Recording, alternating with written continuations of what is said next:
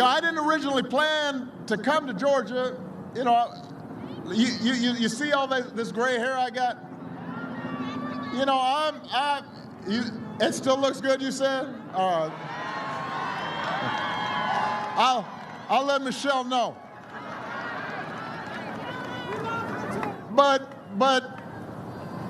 the reason I'm here, look, I thought after my last campaign in 2012, I thought, all right, I'll campaign in 16, and then I'll just kind of go off and, write my book and work on my golf game and spend a little more time with my wife. Things didn't work out the way we expected because we weren't focused. Each one of us didn't do everything we needed to do. And so in this election, when I got a call and said, look, Georgia could be the state. Georgia could be the place where we put this country back on track, and not just because Joe Biden and Kamala Harris have a chance to win Georgia, but you've got the chance to flip 2 Senate seats. I said, well, I got to go. I got to come. I told Michelle, I'm sorry, baby. I got to go to Georgia. This is a big deal. You have 2 extraordinary candidates in John and the Reverend who deserve your vote. And let's face it, you've also got 2 senators who badly need to be replaced.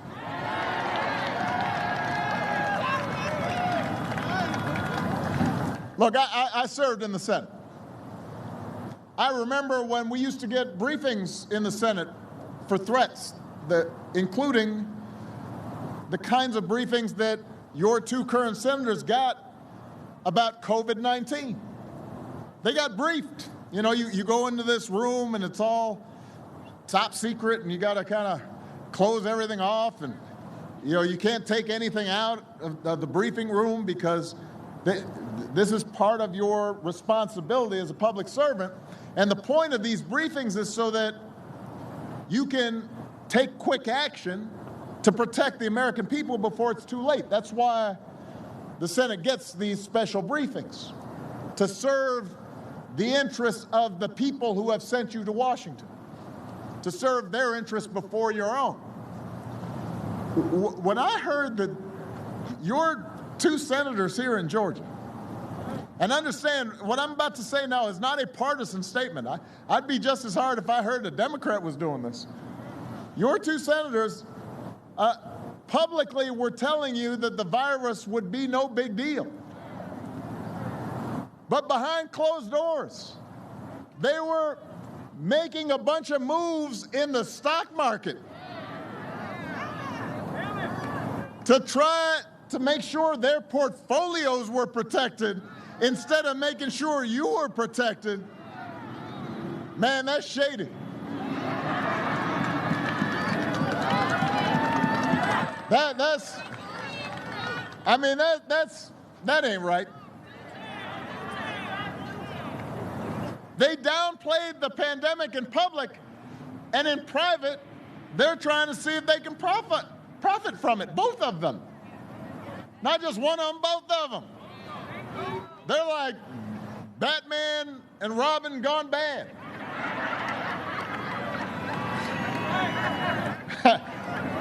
It's like the dynamic duo of doing wrong. I don't know what they were thinking, but Georgia, I promise you, Georgia was definitely not on their mind.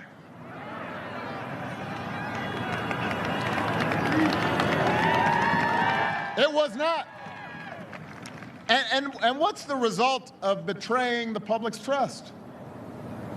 230,000 Americans are dead. More than 100,000 small businesses have closed. Almost 200,000 jobs are gone in Georgia alone.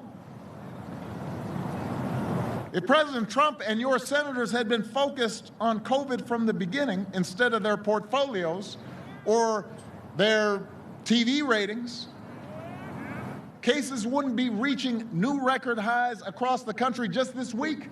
9 months into the pandemic, America just had the single worst week of new cases. Think about that. All the people who voluntarily quarantined, all the folks who've been working at home, all the mothers and fathers who've been looking after their children at home, trying to keep everybody safe. And after all that, we saw the worst week because we had people like your two senators who were not taking it seriously. We had a president who was pretending it was just like a bad flu. And now Trump's chief of staff finally admits what we've known all along. He was quoted just a few days ago. He said, "We're not going to control the pandemic." Well, yeah, we noticed. You definitely are not. But you know what? Joe Biden and Kamala Harris can get on top of this pandemic. And if we've got two new senators from Georgia, we can have a government that's making that happen.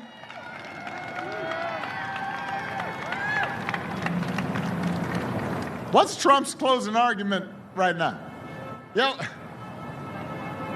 last night on his COVID spreader tour, he's going around spreading COVID.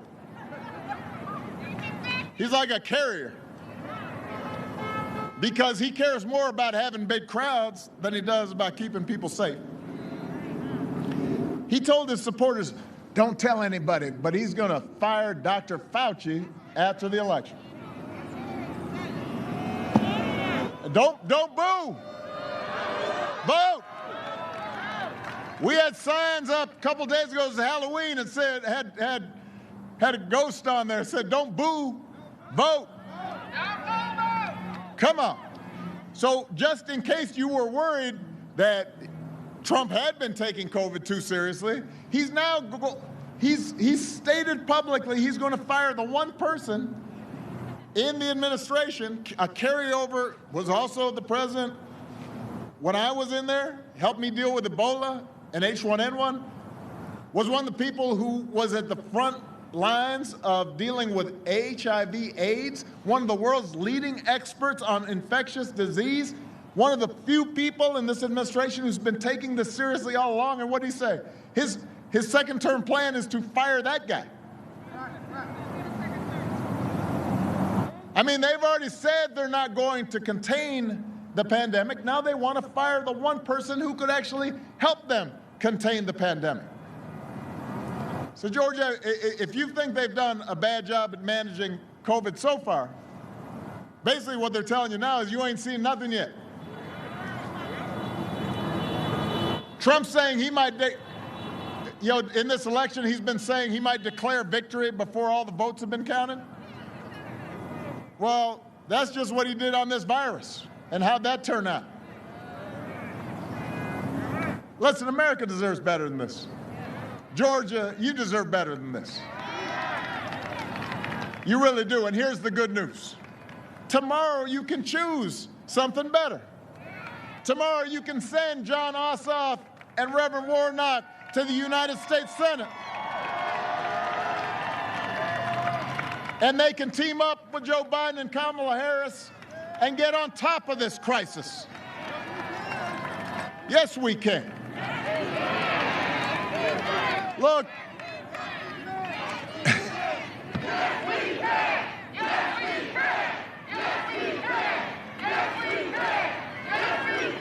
Let me just in case you're unfamiliar with the track record of the two outstanding candidates for Senate that you've heard from. John Ossoff's life has prepared him to serve as your senator. He learned about public service from my dear friend, one of my lifelong heroes, John Lewis. He's dedicated his career to fighting injustice. He knows we need a new Voting Rights Act that makes sure every Georgian is treated equally under the law, that makes sure every Georgian can exercise the right to vote, that people like John Lewis bled for. John Ossoff runs a company that investigates crime and corruption around the world, which sounds like something we could use in Washington right now. That's like kryptonite to Donald Trump and those corporate lobbyists that he's all put in his cabinet. It's like water on the Wicked Witch.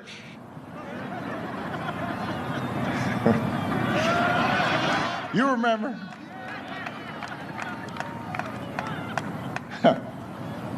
John's wife, Alicia, is a doctor. She delivers babies. And like so many doctors who've been risking their lives to save others, so many nurses and healthcare workers on the front lines, Alicia's been putting herself at risk. So you know that John's not going to go around accusing doctors of trying to profit from the pandemic. You heard that's what Trump said, right? He said, well, doctors are exaggerating this because they just want to make more money. These doctors, these nurses, these healthcare workers, they are in there, they are exposing themselves to this disease. They are more at risk than anybody. And John Ossoff understands that because he's seeing it in his own family. He's going to listen to the experts and work with Joe Biden to get this pandemic under control, with a plan to make testing and vaccines free for every American, and make sure our frontline heroes never have to ask other countries for the equipment they need, because it's going to be here, right there, ready for American workers. And you know the other thing John's going to do is he's going to protect your health care. There have been more than 9 million cases of COVID-19 in America. And even for folks who get better, your insurer could still consider COVID-19 a pre-existing condition, which means you might not be able to get insurance next time if the protections that we put in place 10 years ago with the Affordable Care Act were eliminated. Republicans love to say right before an election they're going to protect your pre-existing conditions. Listen, with the Affordable Care Act, Joe Biden and I actually did it 10 years ago. Those protections are already in place. We required insurers to cover your pre-existing conditions. And since then, Republicans have tried to repeal or undermine the Affordable Care Act more than 60 times. They've promised, don't worry, after we repeal it, we're going to replace it with a really wonderful plan. Every 2 weeks for 10 years, they've been promising a new plan. Have you seen this new plan? I haven't either. Nobody's seen it. You know why? Because they don't have a new plan. They've just attacked the Affordable Care Act at every turn, and in the process, driven up costs, driven up the uninsured. Now they're in the Supreme Court trying to get the Supreme Court to take your health care away in the middle of a pandemic. Why would you do that? Just to spite me.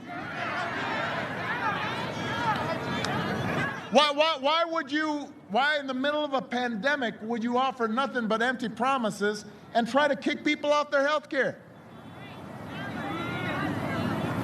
Georgia, something got to go. It's either your senators or your health care. If I were you, I'd choose your health care. Get rid of the senators who are trying to take it away. You know your senators aren't going to stand up to protect it. They love to talk tough like President Trump.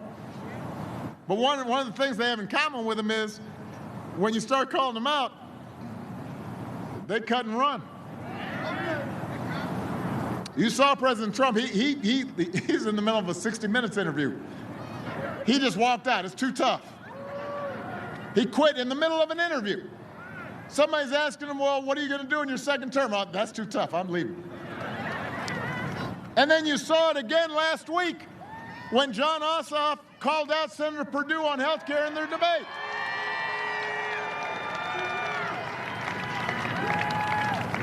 Perdue was like one of those chickens.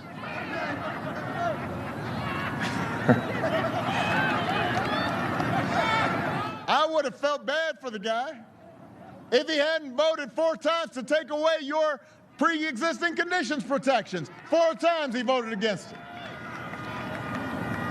They were supposed to have another debate last night. Perdue chickened out, pulled out. The scariest Halloween costume he saw this year was John Ossoff in a debate.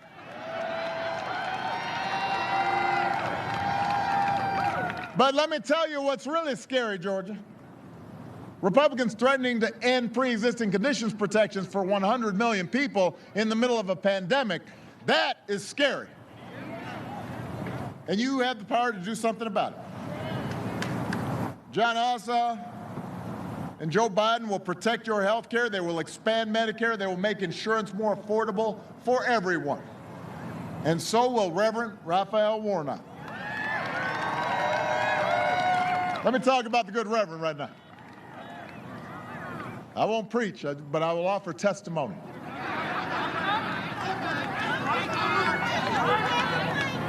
This is a man who preaches at Ebenezer Baptist Church in the pulpit of its great pastor, Dr. King. He's read the Gospels, and they might not have known about pre-existing conditions back then, but the Reverend will tell you Jesus spent time healing the sick, caring for the poor. And when Georgia Republicans fought against expanding Medicaid to cover hundreds of thousands of your fellow Georgians, Reverend Warnock followed the example of John Lewis and got himself arrested, getting into good trouble. Reverend Warnock's life prepared him to live in service to others. He doesn't just talk the talk, he walks the walk. Here's a man who grew up in public housing in Savannah with 11 brothers and sisters. That's a lot of brothers and sisters. That taught him a little bit about working together, about looking out for others, about sharing. His mom spent her summers as a young woman picking cotton and tobacco. His dad was a veteran and a small businessman who preached on Sundays, so he knows about the power of opportunity and the God-given right to dignity and decent wages for working people. Reverend Warnock earned his degree at Morehouse, a Morehouse man. But he did it with the help of Pell Grants and student loans, so you know he's going to fight for every single young person who dreams of a college education but doesn't know how he or she's going to pay for next semester's classes. He's been there. Last time I saw Reverend in person was at Ebenezer Baptist Church for the memorial service for John Lewis. And he possesses the moral courage John did to question right and wrong and call things for what they are. And he's got the moral clarity to shine a spotlight on injustice and make the powers that be uncomfortable. And we need some folks who will shake things up a little bit. And he's going to lead us in Washington to overcome our own complacency and our own fears and our own prejudices to become better, truer versions of ourselves. That's who he is. And that's who we all need to be. Look, we got 1 day left. I've been making a lot of arguments out there. Some of them should be obvious. And yet I know that there's still people out there who aren't voting. So I want to talk to you right now, the people of Georgia right now who've decided not to vote. Maybe you don't like who's in the White House right now, but you've just lost faith in government. You're frustrated. You don't think government makes a difference. Maybe you're troubled by what the two current senators in Georgia have done, but you're not really confident or certain about how much of a difference it'll make in your lives. And I understand that. Government's not perfect. Government doesn't solve every problem. We've got a long legacy in this country of hardship and prejudice and people who are powerful and rich taking advantage of folks who aren't. And we have a history right here in Georgia that John Lewis fought and others fought. And sometimes I can get down. Michelle can get down. Sometimes we're at a dinner table, we're just like, Lord, why are we still fighting some of these battles? I thought we settled some of these arguments. I thought we had turned a corner. Why are we still hearing people praise folks who think that the color of your skin determines your status? Why are we still acting as if women shouldn't be treated the same as men and paid the same for doing the same work? Why are we having these old arguments? I thought these were done. It can be discouraging sometimes. And you drive through some neighborhoods in Atlanta or Chicago or Washington, D.C., or you go out in some rural areas in some small towns and you think, you know what? Folks are still having a hard time, and some of the things that should have been fixed haven't been fixed, and you get discouraged. I get it. Even as President of the United States, there were times where I thought, man, I thought I could get this done or that done, and somehow the special interests and the lobbyists and others are blocking it and making it hard, and you get frustrated. I get it. But you know what? Whenever I get in one of those moods, I just remind myself that when we work together, when we put in a little bit of effort, things may not get perfect, but they do get better. When John Lewis started marching across that bridge, it didn't eliminate racism and bigotry in America, but it started something that got the Voting Rights Act passed. And it made things better. I didn't get everything done that I wanted to get done when I was president, but I could say when I look back at the end of 8 years, you know what? The country is better off now than it was when I took office.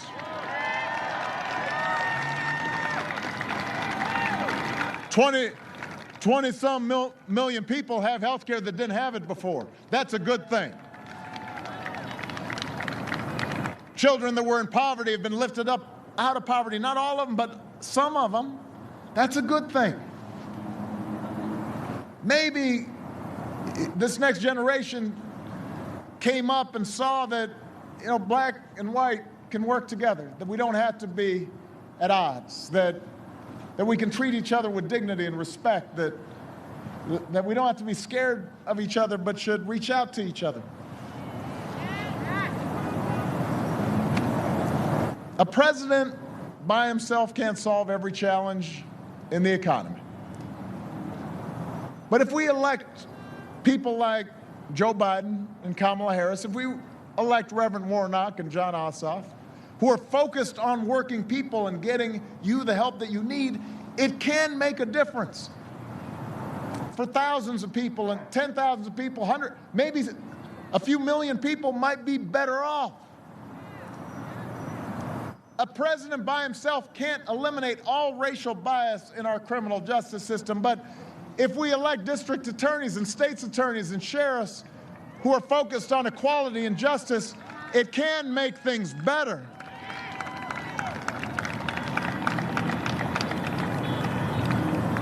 John understood this. Dr. King understood this. Abraham Lincoln understood it. George Washington understood it.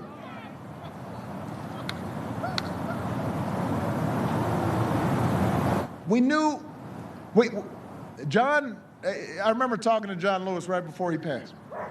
And we talked about all these young people who would come out to start this wave of marches, nonviolent, peaceful protests all across the country. And we talked about how this younger generation, they don't have to choose between protest and politics. If we're going to translate our aspirations into laws and practices, we've got to engage in both. There's nothing un-American about protest. This country was founded on protesting against injustice. That's what the American Revolution was about. Now, John ran for office all those years and kept protesting even while he was in office because he understood they're two sides of the same coin. It's us acting on behalf of our highest aspirations, even though we know we won't get there. We're never going to get all the way to the promised land, but we can help lay the path for future generations to get there. That's what public service should be about. That's what citizenship should be about. That's what voting is about. Not making things perfect, but making things better. Laying that path, brick by brick, to a better future. Putting us on track so that a generation from now, 2 generations from now, 3 generations from now, we can look back and we can say, that was a moment when we turned towards our better angels, toward our better impulses, where we started to pull together as a nation instead of being riven apart. And the fact that we don't get 100% of what we want is not a good reason not to vote. We got to keep at it. Typically just over 50% of us vote. Think about that. Almost half the people who are eligible typically do not vote. And yes, part of this is because folks make it hard to vote. Your governor right here in Georgia seems to make it his job to come up with ways to make it as hard as possible for some Georgians to vote. These folks sure are scared of folks voting, aren't they? Think about that. If you've decided you don't want to vote, don't you wonder why it is that the folks in power are so worried about you voting? There must be a reason why they try to make it hard for you to vote. It's because they know if you vote, things change. The answer is not to stay home, it's to turn out like never before and show them what's in your heart. Show them the spirit of community. Imagine if 60% of us voted. Imagine if 70% of us voted. Not 100%, just 70%. Imagine January 20th when we swear in President Biden and Vice President Harris and Reverend Warnock and John Ossoff are in the United States Senate. Imagine having leaders in office who have a plan to get us out of this mess and who care about working Americans and have a plan to help you start getting ahead, who believe in science and have a plan to protect this planet for our kids, who believe in racial equality and are willing to do the work to bring us closer to an America where no matter what you look like or where you come from or who you love or how much money you got, everybody's treated with dignity. Everybody's treated with respect. Everybody, if they're willing to work hard, has a chance to make it. Imagine having public officials who abide by the values our mamas and our grandmas and our grandpas taught us. Being honest, being responsible, working hard, looking after those who can't look after themselves, showing compassion, believing in justice. All that is possible. All that is within our reach. And the reason I know it is because I've seen it all across the country. Every time I've gotten discouraged over these last 4 years, whenever I've seen our worst impulses revealed, I've also seen America at its best. I've seen folks of every age and background look out for other people, packing cities and town squares so that families wouldn't be separated, rallying so that another classroom won't get shot up, proclaiming that we need to do something to make sure our kids won't grow up in an uninhabitable planet. We have seen healthcare workers risk their lives daily to save somebody else's loved ones. We've seen people contribute and volunteer, bring food to neighbors, help out the elderly who are alone, who are having an especially hard time right now. We've seen Americans of all races join together to declare in the face of injustice and brutality that Black lives matter. No more, but no less. That we don't want anybody feeling superior or better than anybody else. We just want everybody to treat each other with common decency and respect. That's all we want, just basic fairness, so that no child in this country should feel the continuing sting of racism and that they're judged by the content of their character. We've seen people march all across this country. You've seen towns where there are barely any black folks, and they still got folks marching with signs up because they believe that we can be better. Georgia, America's a good and decent place. We've just seen so much noise and so much nonsense and distraction. And we've seen media companies and politicians make a business of making us hate each other because it drives clicks and drives eyeballs. And so sometimes it's hard to remember. But I'm asking you to remember what this country can be. Georgia's a better place than it used to be. There used to be a lot of violence and cruelty in this place. And it's a better place because some folks went out there and made sacrifices, black and white. And America, it's a better place than it used to be. But it can be better now. But you've got to do the work. It's all up to you now. I'm asking you in your ability to believe in John Ossoff and Reverend Warnock and Joe Biden and Kamala Harris, but most importantly, your collective ability to get us out of these dark times and help us build back better.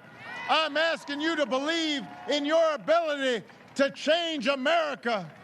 We can't abandon the Americans who are hurting right now. We can't abandon the young people who aren't getting the education they deserve right now. We can't abandon those young people who are out there who inspired us this summer. We got to channel their activism into action. We can't just imagine a better future. We got to fight for it. If you haven't voted yet, go out and vote. It's not that much to ask. Go out there and vote. Do this basic thing that can make America better. Tomorrow, we can choose to protect health care for our families. Tomorrow, we can rebuild an economy that rewards working Americans and not just the wealthy of us. Tomorrow, we can elect leaders who reflect our best instincts and not our worst. Tomorrow, we can choose hope over fear and unity over division. The promise to change over the power of the status quo. And if we do, Georgia, if we vote like our lives depend on it, because they do, we will elect John Ossoff and Reverend Warnock to the United States Senate. We will send Joe Biden and Kamala Harris to the White House. And we will leave no doubt about who we are and what this country stands for. Honk if you're ready to go. Honk if you're fired up. Georgia, let's do this. Let's go out there and show that we believe. God bless you. God bless the United States of America. We take care of our home, wherever this flag's flown. We take care of our own. Hey, let me get From Chicago to New Orleans, from the muscle to the bone. From the shotgun shack